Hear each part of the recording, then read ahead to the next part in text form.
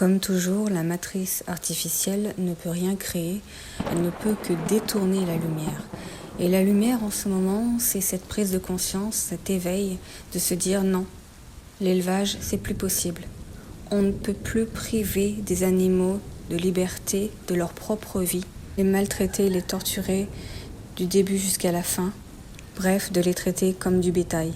Ce n'est pas du bétail, ce sont des êtres vivants qui ont le droit d'être libres, qui ont le droit d'avoir une vie, une famille, des amis, des ennemis, des projets.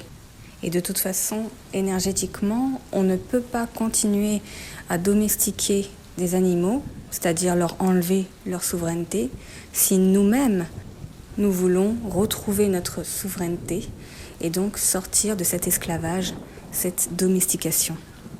Les initiés occultes qui nous gouvernent pressentaient cet éveil de conscience et donc ont déjà trouvé des solutions diaboliques évidemment, avec de la viande synthétique ou alors des fermes encore plus gigantesques industrielles. Ça, ce sont les mauvaises solutions de la matrice artificielle. Car où devrait nous emmener cet éveil de conscience ? Eh bien, cet éveil de conscience nous emmène tout simplement vers la libération des animaux et la reprise massive de la chasse. Mais attention, évidemment, pas celle des tricheurs qui ont des fusils, des chiens ou des chevaux, la vraie chasse. Celle qui est faite en conscience, c'est-à-dire celle qui respecte les animaux non humains dans un combat égal.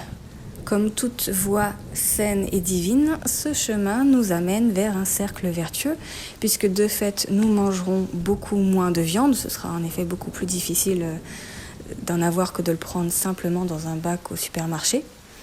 Mais elle sera en plus de meilleure qualité. Et les hommes qui ont tant besoin, avec leur masculin, de reconnaissance, seraient applaudis comme des héros par leur communauté. C'est pas fini, les espaces sauvages, donc les forêts, seraient reconstituées, puisque enfin on comprendrait leur intérêt. Les forêts redeviennent ainsi, comme cela devrait l'être naturellement, nos gardes-manger, en plus d'être nos pharmacies. La liste est encore longue de conséquences vertueuses, mais j'espère que tu as compris pourquoi il est temps de mettre fin à l'élevage. Tu n'as pas le droit, au nom des lois divines, d'asservir un être vivant. Viens jouer avec nous.